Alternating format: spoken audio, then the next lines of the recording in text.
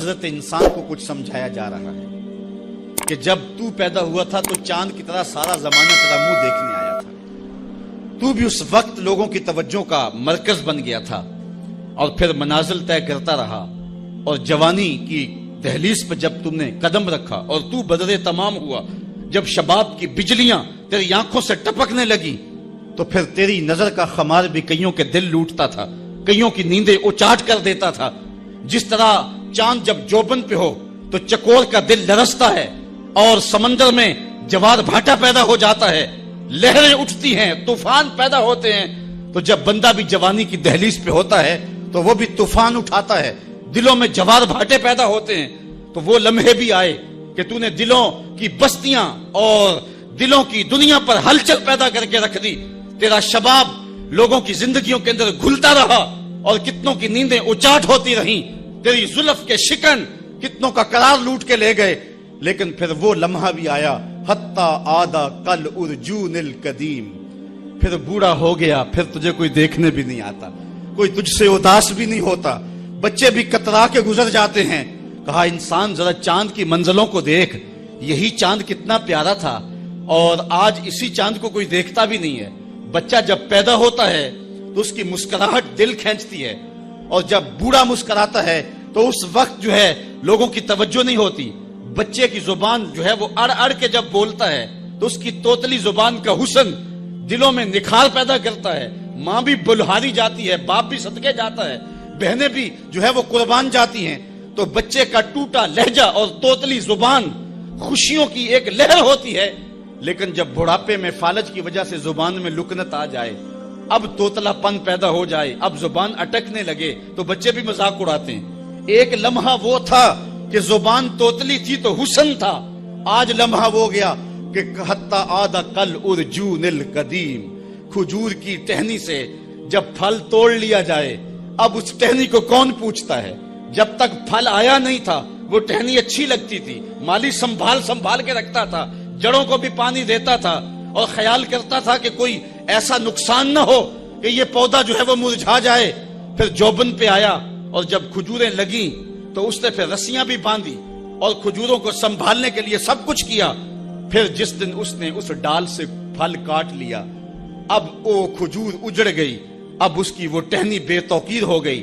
انسان کی زندگی کا جب شباب لٹ جاتا ہے اور بڑھاپے میں جب وہ کسی قابل نہیں رہ جاتا تو پھر اس کی بھی یہ مثال ہے، حتی آدھا کل ارجون القدیم، جیسے کھجور کی پرانی ڈال ہو. اپنی نظر اور شرمگاہ کی حفاظت کریں. اس دور کا سب سے بڑا فتنہ یہ ہے کہ نگاہیں پاک نہیں رہی، نگاہیں غلیظ اور گندی ہو گئی، شرمگاہوں میں وہ تقدس نہیں رہا ہے. حضور علیہ السلام نے ارشاد فرمایا، من زنا زنیا بہی ولو بہی تانے دارے ہی. جس شخص نے زنا کیا یہ عمل اس کے گھر بھی لوٹے گا، اگرچہ اونچی اونچی دیواریں کیوں نہیں کر دیتا. یہ مکافات عمل ہے. گندم از گندم بروئے جوز جو از مکافات عمل غافل مشو. گندم بو گے تو گندم کاٹو گے، جو بو گے تو جو کاٹو گے.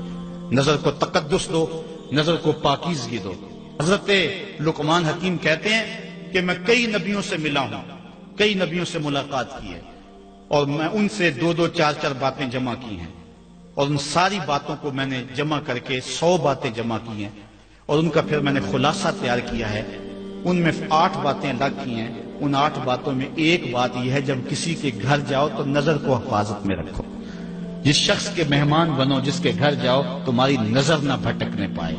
نظر اگر غیر محرم کو شہوت سے دیکھتی ہے، حدیث میں آتا ہے کل قیامت کے دن جہنم کی آگ سے بھر دی جائے گی، وہ سخت رسوا ہوگا.